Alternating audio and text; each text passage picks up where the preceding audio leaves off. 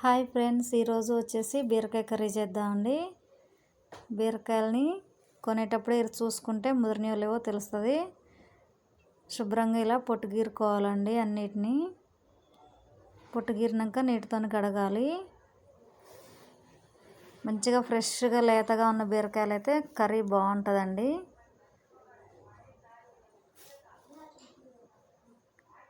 ఇప్పుడు మనం బీరకాయలని కట్ చేద్దాం.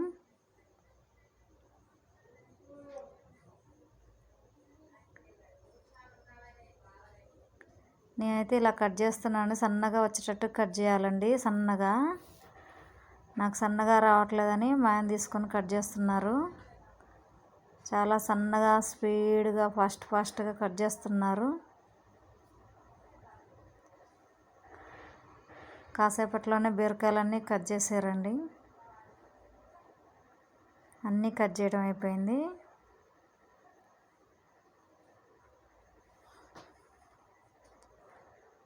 ఇలా సన్నగా కట్ చేయాలండి బీరకాయలని.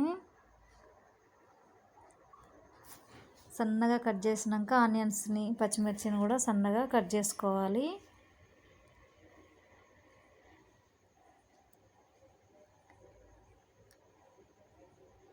ఇప్పుడు స్టవ్ మీద ప్యాన్ పెట్టుకొని 2 టేబుల్ స్పూన్ల నూనె వేసుకోవాలండి.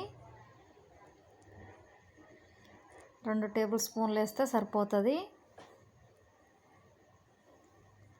నూనె కొంచెం వేడెక్కినాక పచ్చిమిర్చి వేసిన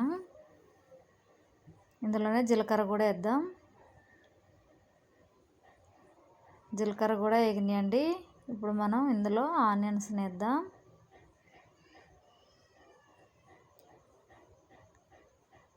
సన్నగా కట్ చేసుకుంటే ఏ ముక్కలైనా త్వరగా మగ్గుతాయండి.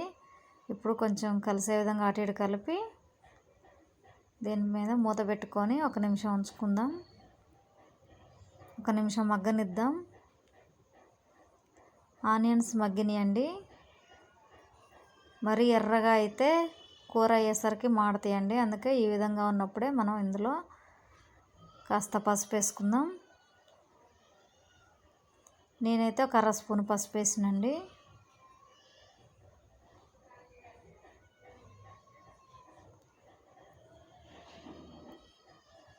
పసుపు కూడా కలిసే విధంగా మనం తిప్పుదాం. పాలు బీరకాయతో కర్రీ చాలా బాగుంటుందండి, టేస్టీగా. పసుపు మగ్గినాక ఇప్పుడు మనం ఇందులో బీరకాయ ముక్కలు వేసుకుందాం.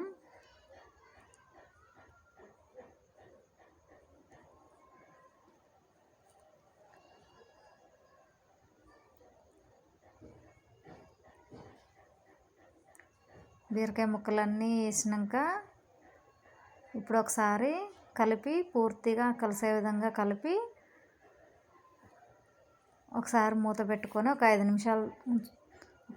నిమిషాలు మగ్గనిద్దాం. మగ్గినాయండి ఒక 5 నిమిషాలు. మధ్య మధ్యలో కూడా అప్పుడప్పుడు కలుపుతూ ఉండాలి. గ్యాస్ కూడా హై ఫ్లేమ్లో పెట్టొద్దు. కొంచెం తగ్గించుకుంటూ కలుపుకోవాలి. ఇందులో 1 స్పూన్ కారం, తగినంత ఉప్పు వేసుకోవాలి. ఇప్పుడు బాగా కలిసే విధంగా కలుపుకోవాలండి. కారం, ఉప్పు అంతా కలిసే విధంగా కలుపుకోవాలి. చాలా టేస్టీ అయిన కర్రీ అండి. మీరు ఒకసారి ట్రై చేయండి.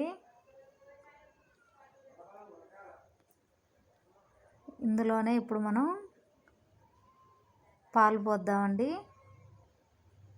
పాలు పోయటం వల్ల చాలా టేస్ట్ వస్తుంది. బీరకాయ కర్రీ గ్రేవీగా చాలా బాగుంటుంది.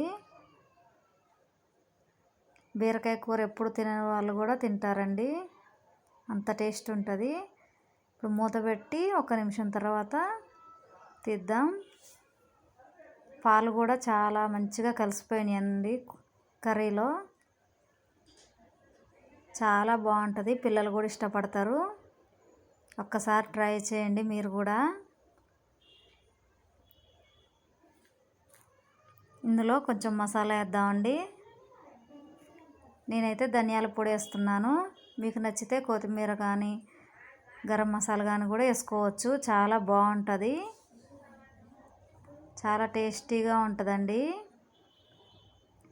ఇప్పుడు మూత పెట్టి 1 నిమిషం ఉంచుదాం. బీరకాయ కర్రీ రెడీ అయిందండి. పాలతో చేసిన కర్రీ చాలా బాగుంటుంది. మీలో ఎంతమందికి ఈ కర్రీ నచ్చిందో లైక్ చేయండి. ఒకసారి ట్రై చేయండి, లైక్ చేయండి, షేర్ చేయండి. మా ఛానల్ని సబ్స్క్రైబ్ చేసుకోండి. ఇలాంటి మరిన్ని వీడియో